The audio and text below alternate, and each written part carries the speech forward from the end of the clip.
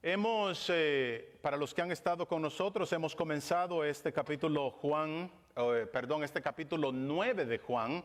Algunas veces digo Romanos, ¿verdad? De tantos días que tenemos en Romanos. Este capítulo 9 de Juan, si usted ya se tomó el tiempo de leerlo, podrá darse cuenta de que todo el capítulo está basado en un tremendo milagro. El Señor sana a un hombre ciego que nació ciego o es ciego de nacimiento. Y podríamos decir que hasta el momento él se encuentra en una de las puertas del templo. Bueno, ese era un lugar muy estratégico para alguien, ¿verdad? Que quería pedir, buscar ayuda. Y no dudamos, analizando esto, no dudamos que los pordioseros o los mendigos supieran que en los templos iba mucha persona devota. En los templos de donde se encontraban personas también, podríamos decir, más compasivas. Eso lo vemos en nuestros días, ¿verdad? En nuestra sociedad lo vemos. Si alguien está pasando por una necesidad, ¿verdad? Que no le dice, vete a aquel grupo de ladrones que ellos te van a ayudar. ¿Verdad que no? No, aléjate de ellos. Vete a la iglesia. Vete a la iglesia, ahí te pueden ayudar, ahí te van a recibir. Estas personas sabían que ahí alguien los podía ayudar. Se dice que al templo asistían las personas por la mañana y también por la tarde, y era cuando ellos venían a ofrecer los sacrificios por sus pecados. Quiere decir entonces de que si estaba esa constante práctica, las personas eran más conscientes una de sus pecados, y también eso, dicen algunos, que cuando una persona siente esa carga de culpabilidad, muchas veces son más propensas a ser generosas. Los pordioseros sabían eso. Imagínense si estas personas habían venido al templo y en el templo dijeron o escucharon el sermón de que hay que amar al prójimo, más todavía o mejor les podía ir a estos pordioseros. Eso ellos lo sabían. Ahora, por otro lado estaban también, oiga esto, aquellos que creían que se podían ganar la salvación. Al ver entonces a un pordiosero en las puertas del templo, esa era una tremenda oportunidad para asegurar su futuro eterno, ¿verdad que sí? Por otro lado, también era lo que los rabinos enseñaban. Ellos también se aprovechaban de la oportunidad. Cuando estaban por ahí, algún ciego, un discapacitado, decían, esta es mi oportunidad. Y venían ellos, ¿y qué era lo que hacían? Hacían ruido cuando iban a dar para que los demás vieran. Ya cuando habían captado la atención de todos, venían y... Eso era lo que se enseñaba, que se podían ganar el cielo por las buenas obras. Pero este milagro es un milagro muy especial. En este milagro nosotros vemos, es una analogía donde podemos ver con toda claridad lo que es la obra del Señor. Una, porque este hombre es un hombre pobre, un hombre ciego, y viene a representar a todo ser humano. Así como él era incapaz de poder ver a Dios, así también todo ser humano es incapaz por sí mismo de buscar a Dios. Dios, de alguna manera, tiene que intervenir en su vida para que todo esto se vaya dando. Ojalá y usted lo crea de esa manera. Fue el Señor entonces quien tuvo que ver a este ciego. ¿Y qué es lo que vemos ahí entonces? Vemos la manera como siempre actúa la gracia soberana de Dios. Lo hemos dicho en otras ocasiones, ¿verdad? Analice cómo ha sido la trayectoria de su vida, de cuántas cosas el Señor lo ha librado. Todo para que venga y a un momento como este, donde nosotros podamos escuchar la palabra del Señor. Quiere decir, entonces, que ningún ser humano tiene el control de las circunstancias. No tiene manejo de las circunstancias. Quiere decir también que Dios tiene que intervenir en nuestras vidas para cambiar el curso de ellas. Un tremendo ejemplo, ¿verdad? Lo vemos en la conversión del apóstol Pablo. Dios tuvo que intervenir para cambiar el corazón de este hombre. Y eso es lo que vemos en este tremendo milagro. Así que yo le voy a pedir que abra sus Biblias para que leamos. Vamos a leer otra vez esos primeros 3 versículos, pero vamos a leer ahí en Juan capítulo 9, del versículo 1 al 12, para que podamos ver que la ceguera de este ciego, de este hombre, fue ni más ni menos que para manifestar las obras de Dios. Eso es lo que encontramos ahí. ¿Está listo? Dice, al pasar Jesús vio a un hombre ciego de nacimiento. Dijimos, ¿verdad? Qué hermoso cuando el Señor Jesús pasa y nos ve. Y pone atención a nuestra vida. Dice que los discípulos le preguntaron diciendo, Rabí, ¿quién pecó? ¿Este o sus padres? Para que haya nacido ciego. Respondió Jesús, no es que pecó este ni sus padres, sino para que las obras de Dios se manifiesten en él. Nosotros debemos hacer las obras del que me envió, entre tanto que el día dura, la noche viene, cuando nadie puede trabajar. Entre tanto que estoy en el mundo, luz soy del mundo. Dicho esto, escupió en tierra e hizo lodo con la saliva y untó con el lodo los ojos del ciego. Y le dijo, ve a lavarte en el estanque de Siloé, que traducido es enviado. Fue entonces y se lavó y regresó viendo. Versículo 8. Entonces los vecinos y los que antes le habían visto que era ciego decían, ¿no es este el que se sentaba y mendigaba? Decían, él es. Y otros, a él se parece. Y él decía, yo soy. Y le dijeron, ¿cómo te fueron abiertos los ojos? Respondió él y dijo, aquel hombre que se llama Jesús hizo lodo, me untó los ojos y me dijo, ve al Siloé y lávate. Y fui y me lavé y recibí la vista. Y entonces le dijeron, ¿dónde está él? Él dijo, no sé. Hasta ahí vamos a dejarlo. Ojalá y siguiéramos, ¿verdad?, las instrucciones de este ciego, al pie de la letra. Esta en verdad que es una tremenda analogía de lo que es ¿por qué no?, la triste condición del ser humano, de nosotros. Porque este ciego obviamente no puede ver nada, no sabe nada de Jesús y por ende está completamente desconectado de Dios. También es una analogía, mire, muy usada en los otros evangelios. El apóstol Pablo también la usa para hablar de la ceguera espiritual de la humanidad, de las personas sin Cristo.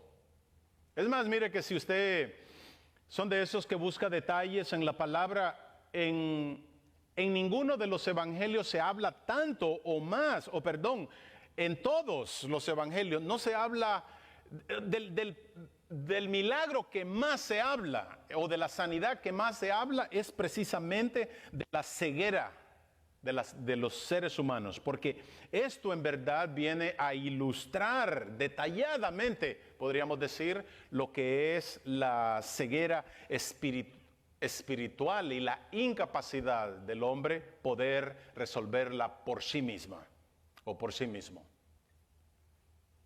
Una tremenda analogía, una rica analogía. Úsela para predicarle el evangelio a otras personas.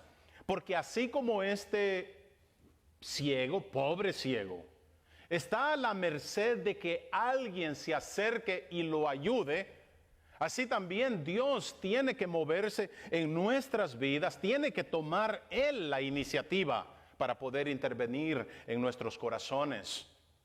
Ya lo hemos dicho en otras ocasiones. Si se pregunta por qué Dios lo escogió a usted, sea humilde. Porque la respuesta es, no había nada en nosotros, no había nada bueno en nosotros. Fue simplemente por misericordia de nuestro Dios.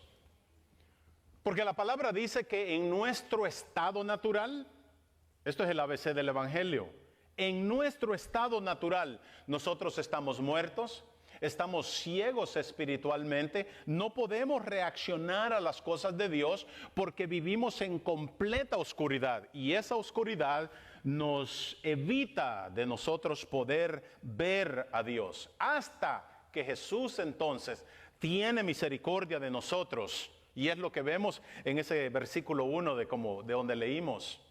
El Señor Jesús pasa, ve a aquel ciego, lo ve y parece que él hizo una pausa cuando lo quedó viendo. Porque los discípulos, si ve el versículo 2, de ahí donde leímos, los discípulos rápido le hacen esa pregunta. Dice, Señor, ¿quién pecó? Rabí, ¿quién pecó? ¿Este o sus padres? Para que haya nacido ciego. ¿Qué es lo que vemos con la pregunta? Vemos, ¿verdad? Ellos están delatando lo que ellos pensaban, la teología de ellos. ¿Qué era lo que ellos creían? Pensaban, y estos son temas que todavía hay personas que lo creen. ¿Qué ocurría? Ellos pensaban que si alguna persona tenía alguna enfermedad o algún defecto físico era porque había pecado. No necesariamente de la manera indirecta, ¿verdad? Como lo mencionamos la semana pasada, que por la caída del hombre allá en Adán, eso trajo un efecto y ese efecto también se manifiesta en enfermedades y muerte. No, ellos pensaban de que si alguien estaba pasando por alguna enfermedad era porque había pecado y pecado directo, no indirecto, ¿verdad? Como en Génesis, sino que algo la persona había hecho. Bueno, si usted analiza o si algún día le ha dado por leer acerca del hinduismo y el budaísmo, ellos creen algo similar a esto. Ellos piensan de que si una persona tiene un mal o es incapacitada o etcétera, o discapacitado como usted le llame, fue porque algo pasó en su vida anterior. Es un efecto del supuesto karma que ellos enseñan. Y mire qué tremendo hasta dónde han llegado ellos, de que han optado por no ayudar a la persona que está necesitada, porque el ayudarlo sería intervenir con aquel castigo que la persona se merece, porque según ellos algo tuvo que haber hecho en su vida ¿qué? Anterior. ¡Qué tremendo! Pero vemos, mire que aquí con los discípulos, ellos dividieron la culpa. Y le preguntaron, Señor, ¿pecó este o sus padres? Porque eso era lo que el sistema enseñaba. Eso era lo que ellos les enseñaban los líderes. Y era lo que aprendían, lo que practicaban. Ahora, mire que la pregunta podría envolver lo que es el componente fisiológico o médico. Podría envolver. Porque se dice que en la antigüedad las enfermedades venéreas, dice que era uno de los grandes contribuyentes para que el bebé en el nacimiento naciera ciego. Y eso todavía lo vemos en nuestros días, especialmente en países donde no tienen la facilidad para tratar estas enfermedades. Aunque eso es posible, lo más probable es que ellos están refiriéndose a lo teológico, a lo espiritual, porque era lo que los rabinos enseñaban. Es más, ellos creían, esto también se ha introducido en algunas iglesias, ellos pensaban o estaban bien convencidos de que los pecados de los padres muchas veces eran arrastrados por sus hijos. Y es por lo que nuestros padres hicieron que nosotros estamos pagando. Y era simplemente una mala interpretación de lo que decía la palabra. Aunque esto, si usted lo estudia, esto viene desde mucho antes. ¿Sabe dónde lo vemos? Allá con nuestro hermano Job. ¿Se acuerda cuando vinieron sus supuestos amigos? Que él estaba pasando por una tremenda calamidad. Él estaba sufriendo terriblemente. Vemos, ¿verdad?, en los escritos de Job que sus amigos lo acusaron capítulo tras capítulo y no le mostraron misericordia y le dijeron: Job, tú estás sufriendo por pecados escondidos. Y le reclamaban y le decían: confiésalos. Qué tremendo. Y esos eran sus amigos. A mí me encanta que Job, en su defensa, no viene ahí un paréntesis. Me encanta que en su defensa él les dice: es bien fácil hablar en la posición que ustedes están y verme en la mía. Pero yo, dice, si yo estuviera en su lugar, mis palabras, dice, vendrían a ser como ungüento para sus vidas. ¡Qué lindo! Ojalá y usted se grabe eso, que nosotros como cristianos tenemos palabras que no solamente vienen a aliviar el dolor de las personas como Job, sino que puede transformar esas vidas. Porque el mundo está en sufrimiento. Y no es que queramos ser sentimentalistas, pero es un sufrimiento que lleva a un sufrimiento eterno. Y nosotros podemos intervenir con ello. O el Señor puede intervenir a través de nuestras vidas. El punto es que eso era lo que ellos creían. Ellos decían: donde hay pecado hay sufrimiento, y donde hay sufrimiento hay pecado, y directo. Y no es nada nuevo. Se acuerda ya en Lucas, en el capítulo 13, vimos algo de esto. ¿Se acuerda la ocasión cuando se le vinieron y le dijeron: Señor, fíjate que ocurrió que Pilato, oiga esto, que Pilato mató a unos galileos y mezcló su sangre con la de los sacrificios de él? Y también el Señor viene y les dice: ¿o qué pensáis que aquellos 18 de los que les cayó la torre de Siloé y los mató, dice el Señor, pensáis que eran más deudores que todos los hombres que habitaban en Jerusalén? O sea, ese pensamiento ya estaba. Bueno, en nuestros días también está. Las personas hacen las preguntas y dicen: ¿por qué Dios permite las catástrofes, verdad? O las catástrofes, ¿y por qué Dios permite que la gente muera? Son preguntas muy populares. Oiga la manera como el Señor le responde ahí en Lucas 23. Dice, ¿pensáis que estas personas eran más pecadoras que todos los demás porque sufrieron esto? Os digo que no.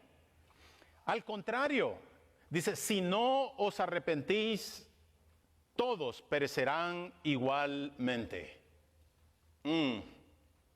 Oiga esa respuesta. La respuesta del Señor es entonces de que no tiene que ver que las personas tengan poca culpa o mucha culpa cuando sufren o cuando pasan por alguna calamidad.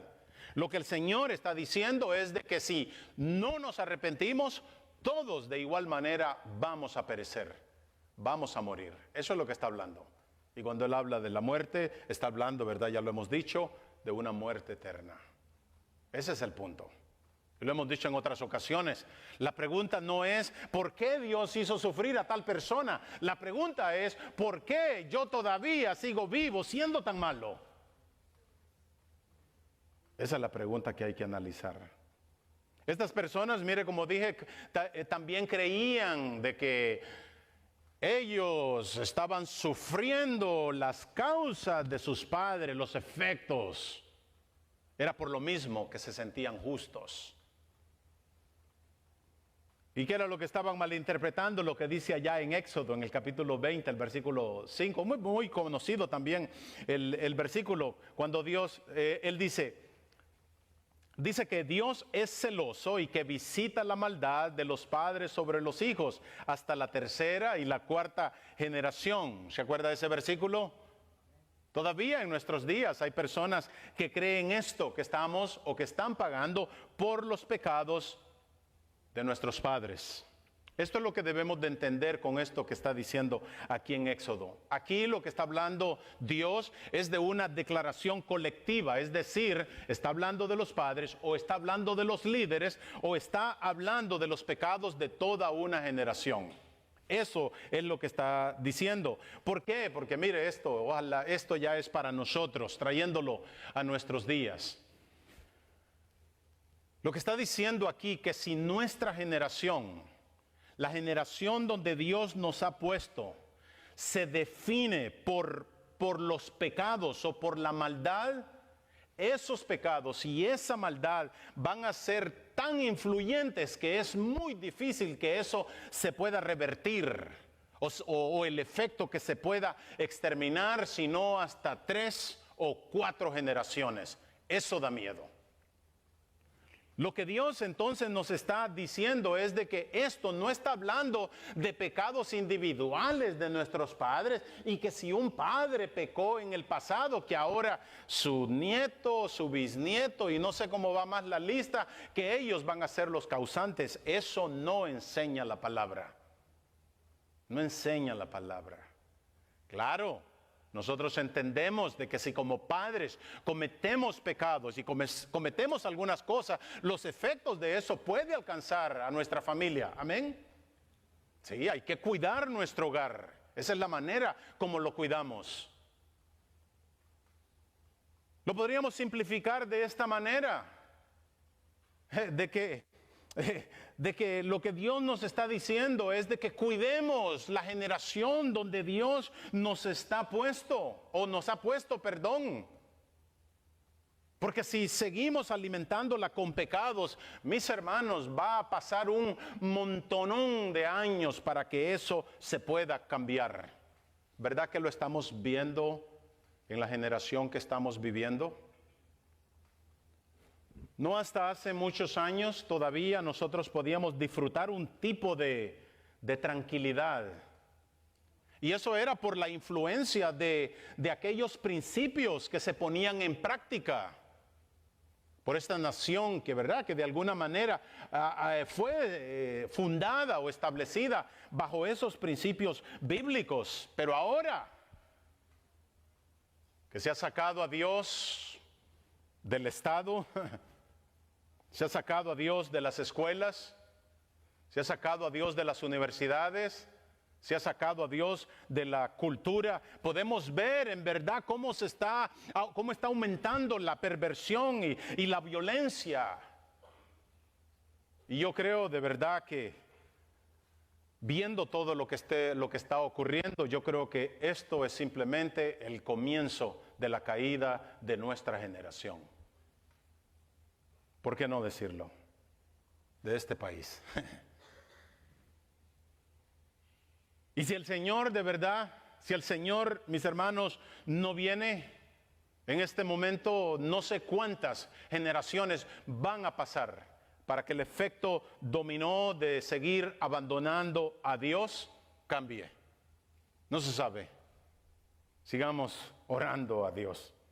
Pero escuche lo que dice Dios hablando directamente acerca de esta pregunta que hacen los discípulos allá en Ezequiel, el capítulo 18, el versículo, por ahí por el versículo 2. Hablando Dios, mire cómo habla a través del profeta Ezequiel. Le dice, ¿qué quieren decir al usar ese proverbio acerca de la tierra de Israel que dice, los padres comen las uvas agrias, pero los dientes de los hijos tienen la dentera? Lo más cercano que yo tengo con esta analogía es cuando de niño comía limón o mango verde, ¿verdad? Aquellos que son de por allá de Centroamérica. Esa dentera se sentía en los dientes muy sensibles. Entonces lo que está diciendo es, mira, que él se comió el limón y yo soy el que estoy sufriendo el efecto. Pero entonces el Señor en el versículo 20 ahí en Ezequiel viene y les explica. Oiga cómo lo pone. Él dice, toda alma que peque, ¿esa qué? Morirá. Esto es personal. Esto es de cada quien.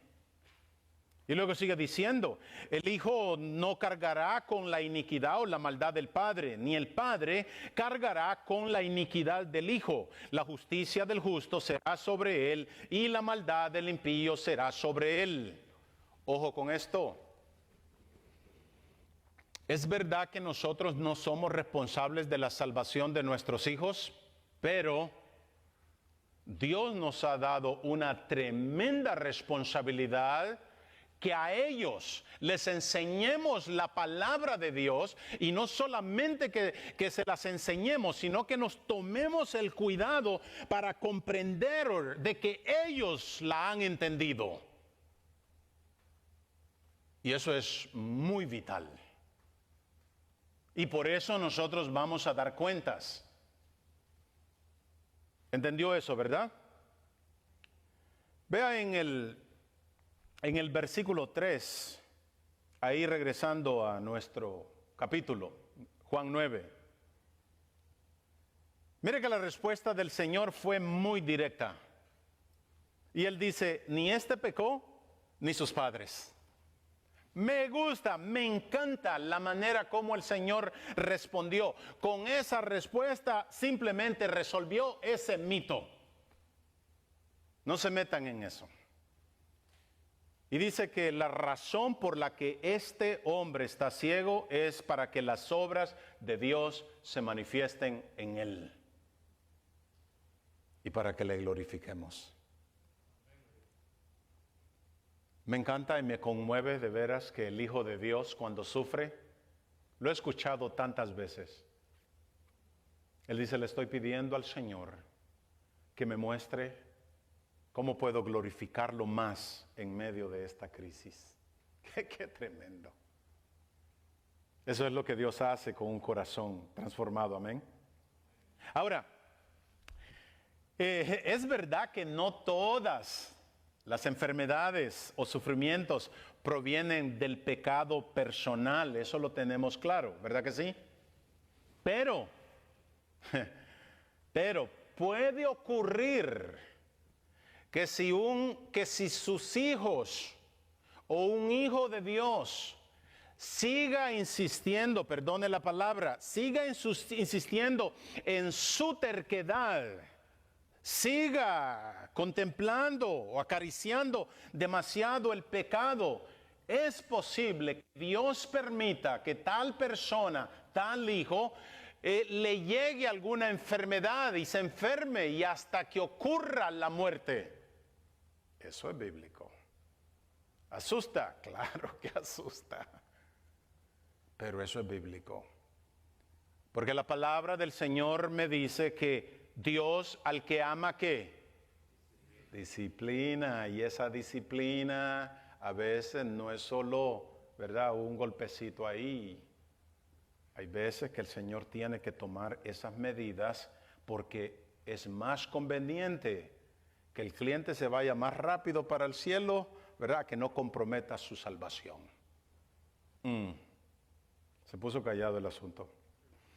Lo que quiero decir, mis hermanos, es que no podemos llegar a la posición de los amigos de Job.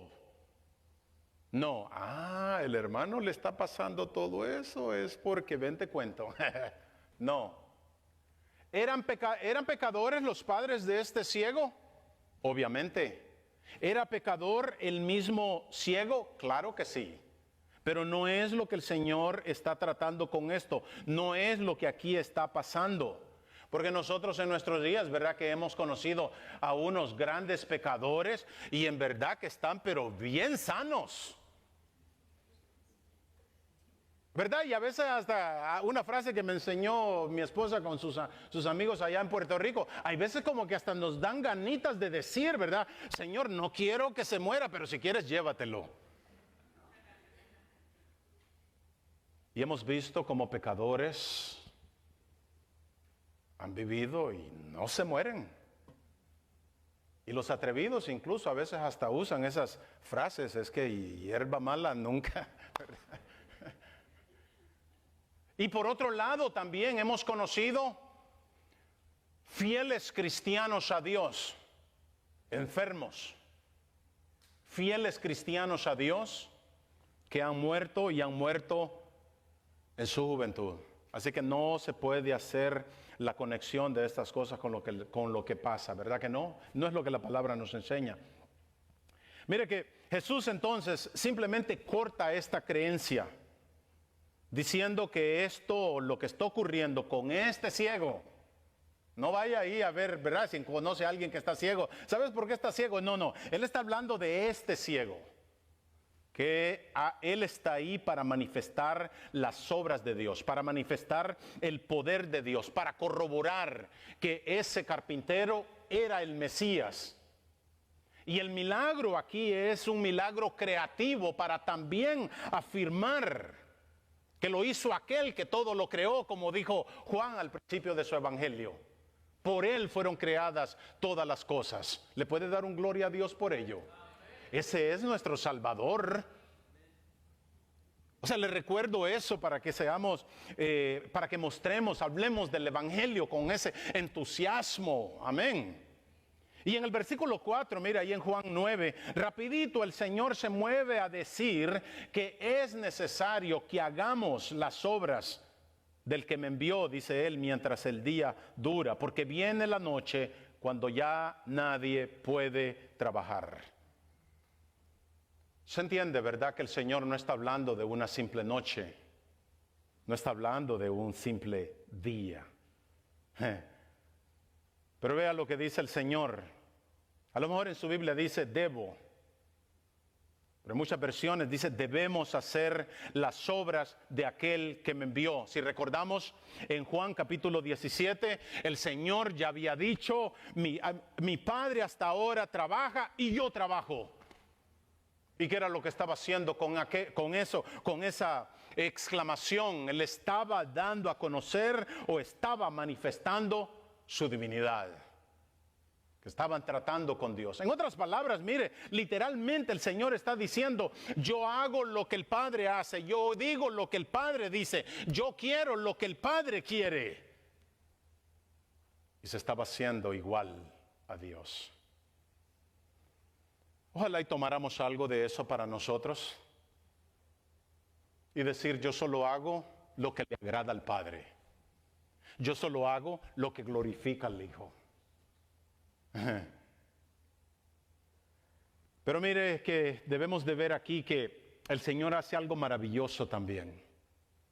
Si Él está hablando de aquella relación que Él tiene con Dios, con su Padre, pero también es tan maravilloso que Él viene e involucra a los discípulos con esto de trabajar. Y Él dice, necesitamos continuar con la obra del Señor. ¿Le hizo algo eso? Necesitamos, mis hermanos, continuar con la obra del Señor. Y el Señor, mire, lo que está diciendo aquí es de que debe de hacerse mientras haya vida. Y si analizamos esto, regrésese a ese tiempo del Señor. Si analizamos lo que el Señor les está diciendo a los discípulos, para ellos, esto tenía bastante peso. Porque muchos de ellos, mis hermanos, no alcanzaron a ver sus nietos. Muchos de ellos no alcanzaron ni a ver sus hijos. Fueron todos martirizados. Pero a pesar de esto, mire, es tan hermoso que cuando oímos la palabra trabajar, que no la recibamos como una carga, sino que lo veamos como un tremendo privilegio, porque es tan maravilloso que el Creador de los cielos nos tome en consideración, mis hermanos, para que nos unamos a Él a continuar o a realizar su obra. Piensa en algo más grandioso que eso, no lo hay. Piense en lo más exitoso que pueda ser una persona, no se iguala absolutamente nada que cuando le servimos a Dios, que cuando usamos nuestra vida para glorificar su nombre. Y hay que aprovechar. El Señor Jesús dice, hay que aprovechar porque no sabemos si solo nos quedan semanas en nuestras vidas o solo nos quedan meses o años. Pero el tiempo nos hemos dado cuenta, ¿verdad? Especialmente a nuestra altura, que el tiempo es corto. Y ojalá de verdad que comprendiéramos de que si hay algo por lo que vale la pena vivir, es trabajar mano a mano con nuestro Salvador y mano a mano con nuestro Padre envuelto en sus obras. Esa razón vale la pena. Amén. Pablo en Efesios 5:16, mire cómo él lo expresa. Dice, aprovechando bien el tiempo, porque los días son ¿qué? Eso no necesita explicación, ¿verdad que no? Solo prenda las noticias. No, no las prenda. Solo vea, sí, vea a su alrededor. No quiero ser sensacionalista, ni tampoco estoy queriendo tocar sus sentimientos. Pero no se me olvida la vez que le insistía a un muchacho en unos apartamentos, de jovencito ahí, vamos a la iglesia, hombre. ¿Verdad? Uno les da por su lado, what's up? Solo por quererles llegar. Y no quiso. Me recuerdo que fue un viernes, cuando regresé a buscar a los hermanos en la VEN, alguien me dijo, lo mataron. Qué triste, ¿verdad? Si le preguntara a alguien, en este momento, si le preguntara a usted qué está haciendo con su vida o con su tiempo, ¿podría genuinamente contestar a la persona de que lo está dedicando o lo está invirtiendo a Dios?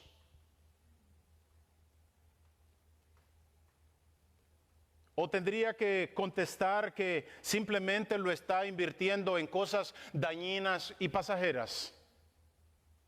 Esa es la pregunta. Eso es lo que el Señor está hablando aquí. Mientras el día dura, mientras la vida dura. Porque mientras la vida dura, el trabajo del cristiano debe de ser constantemente rechazar el pecado y la maldad, nunca alimentarla. Por eso estoy de acuerdo con un escritor, un pastor, él decía, es tiempo ya de dejar de coquetear con el mundo y con el diablo. Lo que el Señor dice entonces es que dejemos de invertir nuestro tiempo en las cosas que no tienen ningún valor eterno. Necesitamos hacerlas, ¿verdad? Algunas. Pero todo eso se va a quedar.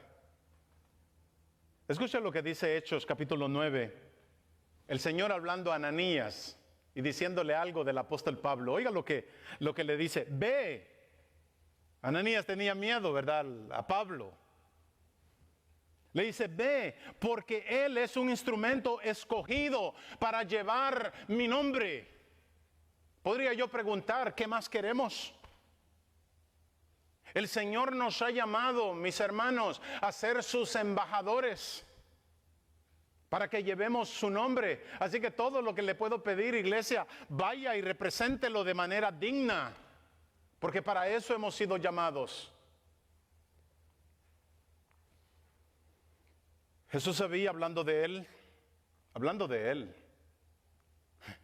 Él no solamente estaba dando teoría como a veces hacemos nosotros. Él estaba hablando palabras reales. Hablando de él, él sabía que solo le quedaban unos cuantos meses. No cayó en depresión. No llamó a los Big Brothers, ¿verdad?, para que le dieran soporte emocional. No. Mira el versículo 5 ahí en Juan 9. Él dice, mientras estoy en el mundo, soy la luz del mundo. Esto, mis hermanos, es un tremendo y poderoso concepto. Porque piense en la oscuridad en la que el mundo se encuentra. Piense en la perversión, piense en el odio. O piense en la realidad que el Señor dijo que la maldad de los hombres en la tierra y la intención de su corazón son todas, dice, todos sus pensamientos son constantemente hacia el mal. El venir entonces a hacer luz va a ser un gran impacto, y lo que el Señor Jesús está haciendo es que está usando aquel momento especial con aquel ciego para manifestar su poder, y no solamente para abrirle los ojos físicos, sino para abrir sus ojos espirituales. Y lo dijimos, ¿verdad?, la semana pasada. Si se va al capítulo 8, ¿qué era lo que estaba ocurriendo con el Señor? Estaba escapando por su vida. porque aquellos lo andaban buscando para matarlo. Y ahí se detuvo, porque nunca se interesó tanto en él como lo hizo en nosotros. Amén. En el versículo 6 y 7 vemos cómo lo sanó. Y dice que hizo lodo con su saliva, lo aplicó en los ojos del ciego y lo mandó a lavarse, y él regresó viendo. Le adelanto, no trate de hacer eso con alguien, por favor. Hay varios comentarios por qué ocurrió esto. Le doy un principio bíblico. Si la palabra del Señor no lo dice, no lo inventemos. No dice aquí la palabra del Señor por qué Él utilizó saliva, hizo lodo y se lo puso a este hombre. No lo dice. No dice por qué fue. Pero cuando analizo lo que está ocurriendo aquí, un elemento que veo que sobresalta es que el Señor está señalando la obediencia. Y le dijo a este hombre: ve, y él fue. Mire qué maravilloso. El Señor no cuestionó.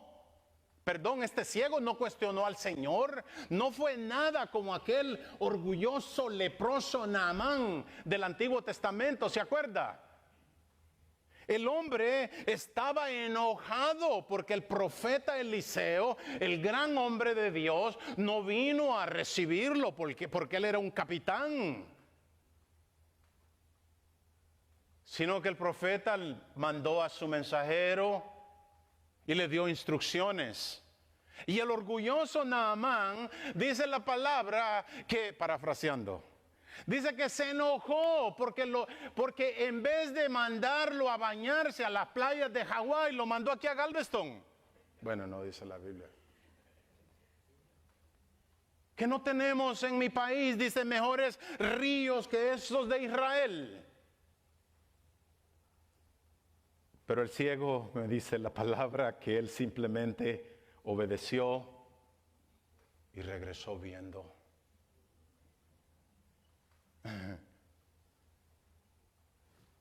Si hay algo importante de ver aquí, de analizar, yo creo que lo que deberíamos de preguntarnos es: ¿por qué el hombre está obedeciendo? Y la única conclusión que podemos llegar es que porque en ese momento el impulso divino de Dios está de alguna manera manipulando u obrando con la voluntad de aquel pobre hombre. Dios está comenzando a intervenir. No cuestiona nada. Mis amados, hasta cierto punto así es la salvación. Lo que estamos viendo en este hombre es el gran milagro de la regeneración. Lo que estamos viendo en este hombre es el cuadro perfecto de cómo Dios puede transformar a una persona. Porque más después vamos a ver que no solamente lo sana de su deficiencia física, sino que también trata con su alma. Lo que estamos viendo entonces es una nueva alma, una nueva vida brotar de un alma muerta, llena en oscuridad. Qué maravilloso. Cuando las personas se nos acercan, ¿verdad? Y nos dicen que no eras tú aquel, ¿verdad? Y luego le empiezan a dar la lista. Mire, se dice que el Siloé, donde el Señor mandó a este ciego, tiene mucha historia. El Siloé era un estanque donde llegaba el agua a Jerusalén. Y era traída de lugares donde había mucha agua y se hacía a través de canales. Se dice que eso estaba activo desde allá de los tiempos del profeta o de Ezequías, el rey Ezequías. Y por eso entonces su nombre significa enviado, ahí lo dice en la palabra. Estuvo activo por mucho tiempo. ¿Se acuerdan que hablamos de la fiesta de los tabernáculos aquí mismo en Juan? pues de ahí era donde también se extraía el agua para esa gran celebración de la fiesta de los tabernáculos. Quiere decir que de alguna manera era un simbolismo de lo que es la provisión de Dios. En otras palabras, aquello simbolizaba la provisión espiritual de Dios. Llévese ese pensamiento. Quiere decir entonces que cuando el ciego, o lo que nos está enseñando esta analogía, es de que cuando el ciego va rumbo al Siloé, espiritualmente, en verdad, a quien iba era al verdadero manantial de vida, que era Dios a través del Señor Jesucristo. Todo lo que el Señor hacía, perdonando la expresión, lo hizo fríamente calculado, dijo el teólogo por ahí. Él sabía lo que estaba haciendo. Sus enseñanzas eran profundas. Y eso es lo que vemos entonces en este milagro. Aquí vemos la gracia soberana que encuentra a un pecador perdido, sin esperanza. Y él no, porque este hombre, mire, para empezar, él no puede ni siquiera ver lo que hay en su entorno. Y menos podrá ver a Dios. ¿Podremos llevarnos eso también con nosotros? Ve a las personas que están a su alrededor, allá en el mundo. Muchas veces no tienen ni siquiera la capacidad para ver en el engaño que están.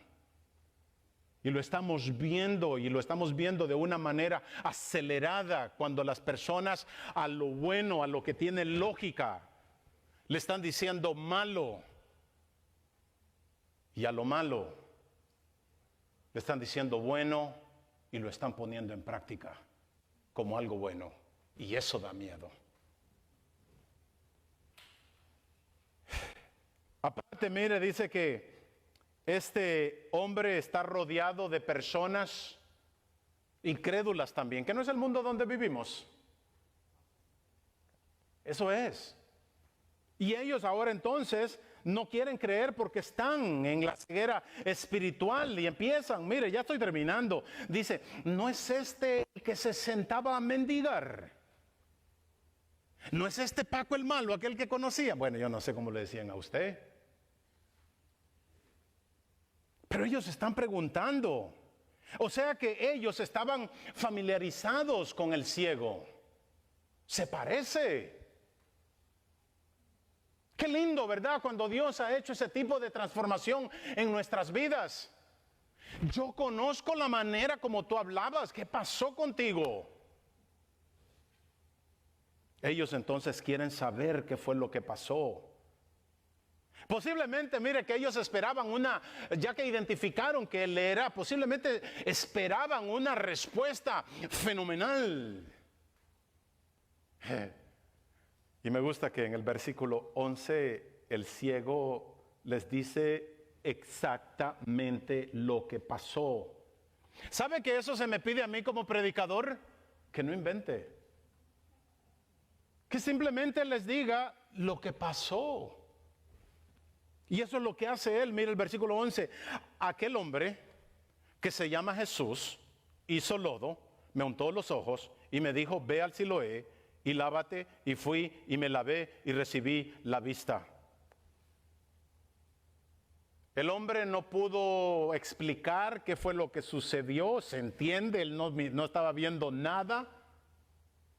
Y ante aquellos incrédulos, simplemente les estaba explicando su experiencia. Tenía razón. Lo que acababa de ocurrir era un milagro creativo que ¿quién lo puede explicar? Yo no sé si usted ha visto alguna vez un ciego de nacimiento, pero los ojos que nosotros tenemos normales, ellos a veces ni siquiera lo tienen. Este hombre era de nacimiento. Dios, el Señor Jesucristo, creó algo en él. Y le preguntan, ¿dónde está? Él dijo, no sé. No sé. Porque él no había visto nada, él no conocía nada. Y ante aquellos incrédulos solo podía decirle lo que pasó. En cierta manera, mis amados, así es la salvación. Así es el nuevo nacimiento. No sabemos cómo Dios lo hace, Pero sí podemos entender que hay una transformación en nosotros y que nos aleja o nos sigue alejando de hacer aquello que es malo y lo detestamos. Y ahora nos empiezan a gustar las cosas de Dios porque lo que queremos es agradarle. ¿Sabe que al final el Señor es todo lo que pide de nosotros? Al principio cuesta entender todo, pero Él lo que espera es que en obediencia cuando Él nos llama, que vengamos, que nos arrepintamos y que creamos que Él también nos puede salvar. Amén. Vamos a orar, mis hermanos.